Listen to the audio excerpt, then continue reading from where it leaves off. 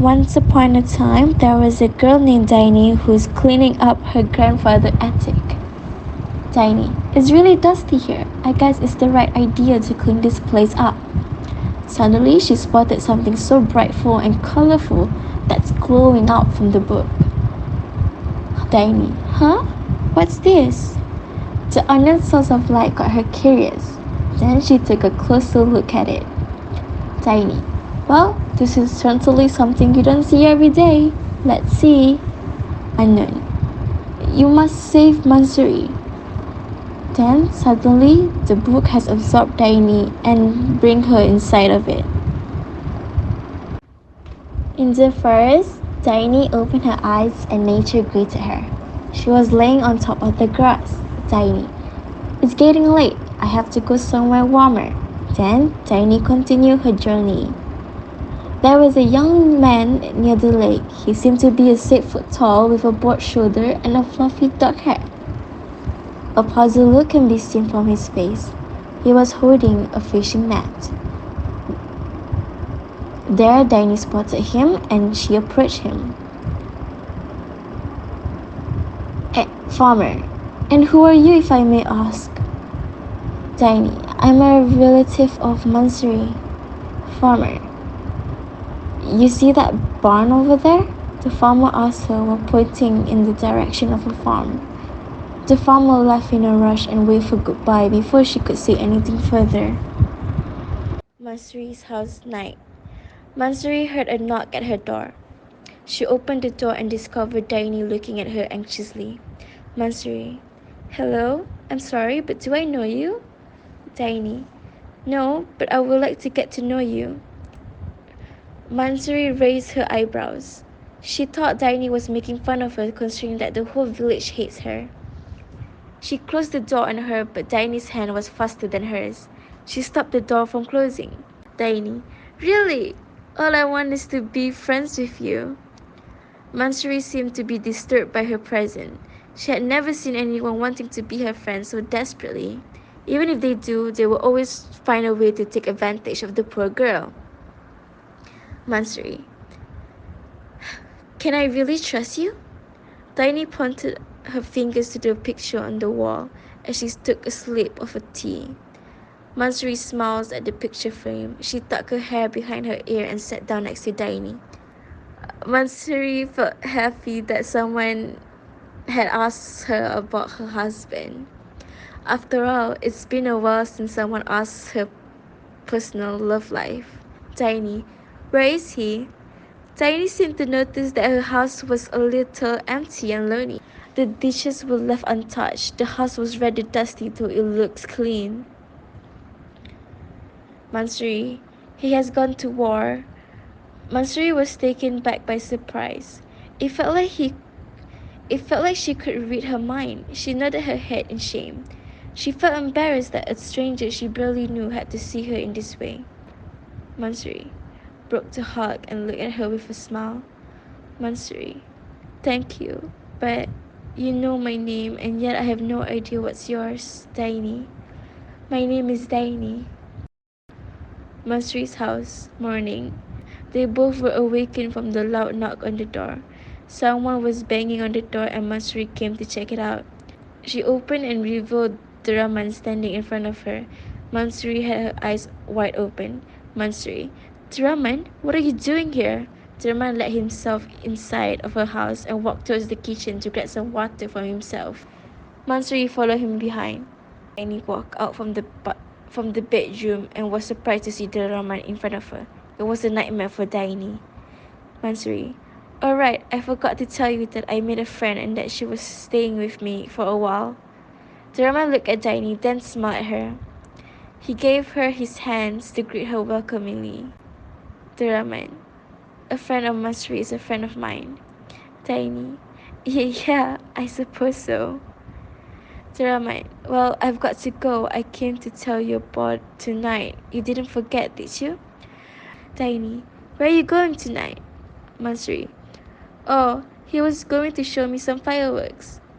Dini widened her eyes in fear. It was tonight. Tonight was her death. She remembered the exact moment where Mahsuri went out with him and the villagers kidnapped her and tortured her to death. Tiny grabbed Mahsuri's arm as she was trying to get ready for the fireworks tonight. Tiny, must you go? Drama doesn't seem to be a friendly person. Mahsuri laughed at her. Mahsuri, silly you, he's the nicest man ever, besides my husband, of course. Farmer's house, nighttime. At 8 p.m., Mahsuri went to a place called Taman Sugar that was located in the mountains. After Mahsuri left the place, Daini had failed to make her stay.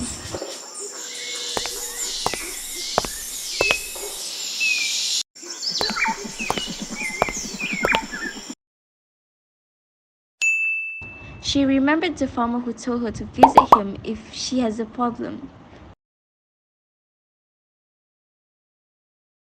She knocked on the farmer's door and he opened it. Farmer was wearing a plain white t-shirt with a fabric cloth to cover the lower part. It looked like he had just finished showering since his hair was still wet. Farmer, what do we have here? A relative of Mahsuri. Tiny, have you seen her? Farmer, well, I did see her walking out to the mountain. Tiny, and you didn't stop her? The farmer looked at her in surprise. Why was she feeling annoyed towards him? Why did she ask him that question? Farmer, no, I did not. She seemed happy and I haven't seen her that happy. Tiny rolled her eyes and sighed. She didn't know what to do at this point. She had no idea where Mahsuri has gone to, and even if she got to the mountain, would she still be alive?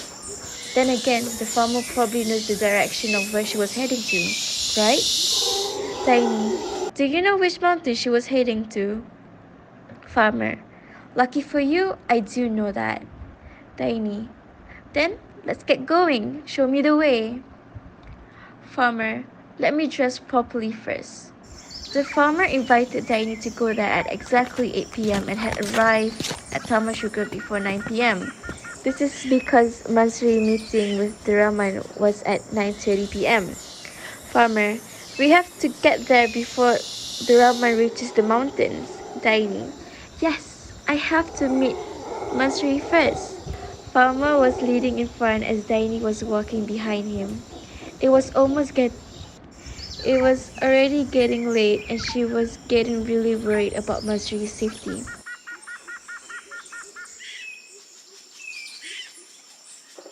Farmer, are you really her relative? He asked her out of nowhere. She stopped walking and looked at her with a serious face. It felt like he knew that she was lying. Tiny, of course I am. Farmer, you're lying. I have no idea why you're lying, but I do know for sure I can trust you.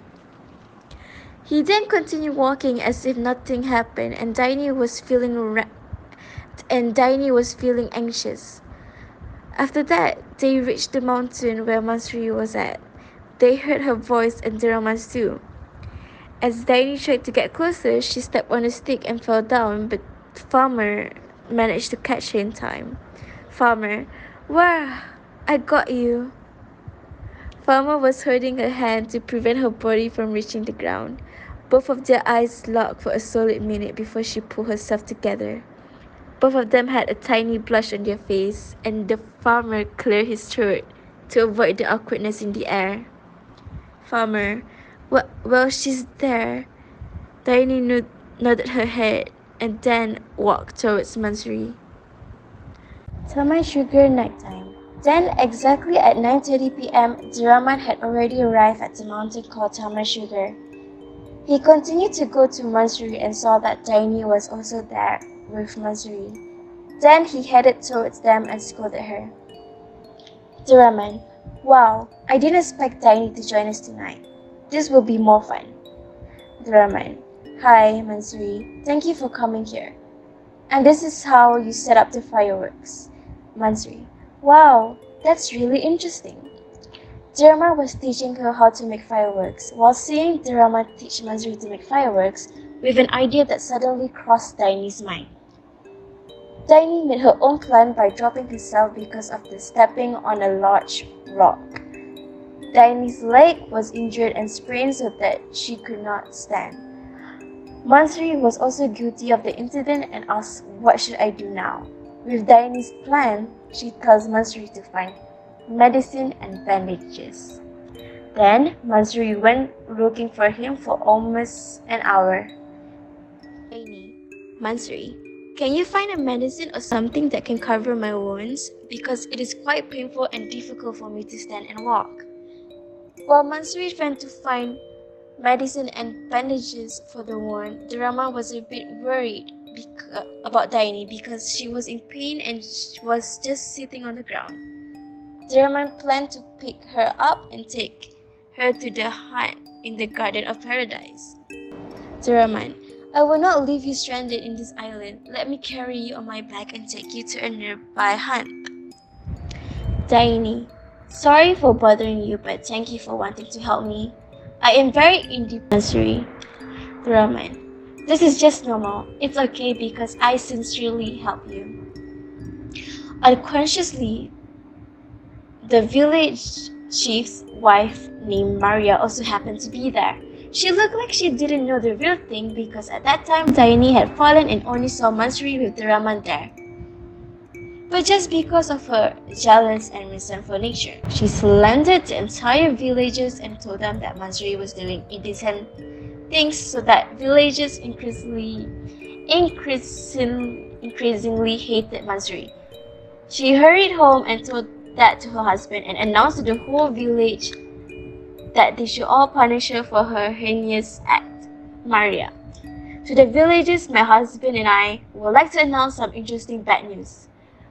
I just passed by the mountain of Taman Sugar and I saw Mahsuri was alone with the Rahman and doing indecent things. Villagers, this is so bad. We must punish Mahsuri immediately. Maria, let's do it and get there right now. They rushed there to make sure and immediately punish him if it was true he was with the Rahman. They want to make sure of it in their own eyes.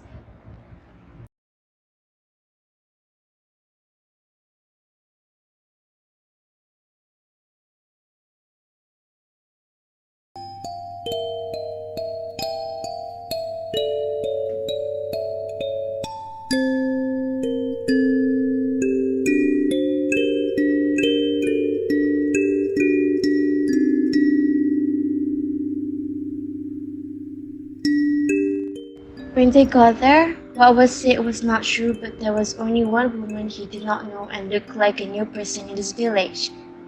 Then they asked his name with a high voice. Village head. Who are you and where do you come from? How can you be with the Rahman? Diane was shocked and felt very scared, but since she already knew that was going to happen, she just let it happen.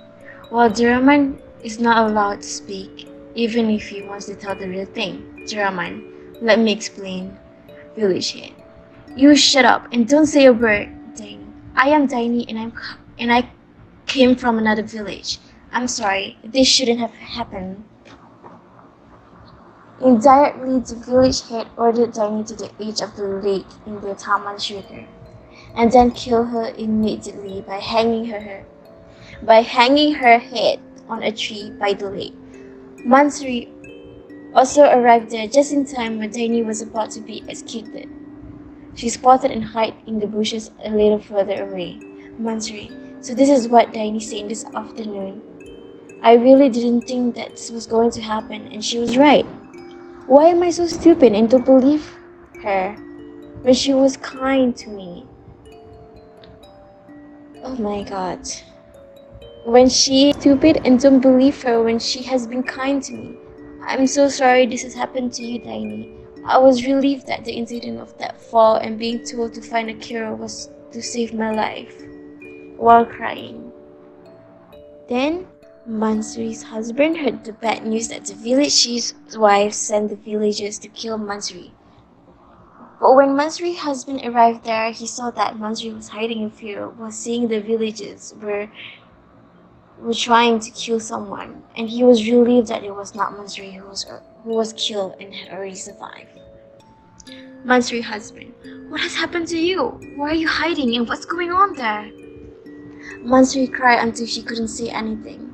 Then Mahsuri's husband immediately took her home for fear of something bad happening. Mahsuri's husband, let's go home now. When Tania was killed, the villagers also planned to kill Maria for slandering Mahsuri. She was beheaded because all this time the bad news about Mahsuri that she told was false and slanderous. The village head and the villagers come to Mahsuri's house to apologize and tell the real thing about their hatred for hearing the fake news from Maria. That is on the basis of jealousy and dissatisfaction with Mahsuri and her beauty. Mahsuri, I am so relieved to hear that and honored to forgive you all. Then, Diane had awoken from her sleep and realized that she was already brought back to reality. She thought that it was not just a dream but a miracle to her destiny in that world. She went to search for the book at her grandfather's house to see the ending. When she read the ending, Mahsuri had survived and had made peace with the villagers. Diane felt relieved and she doesn't have to worry about Mahsuri anymore.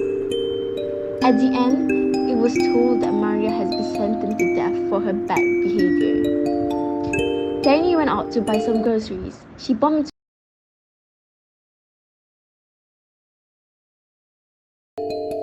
into a man who seemed to have broad shoulders and black fluffy hair.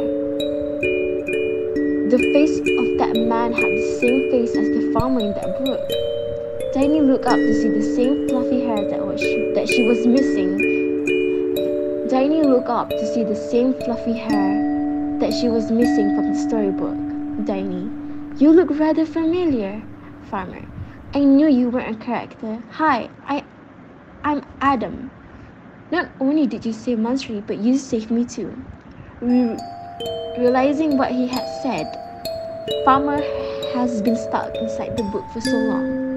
He had told Tiny that he was trying for years but he failed, causing him to be stuck in there and get a stable job as a farmer. Tiny felt happier knowing that she had saved 2 lives. The end.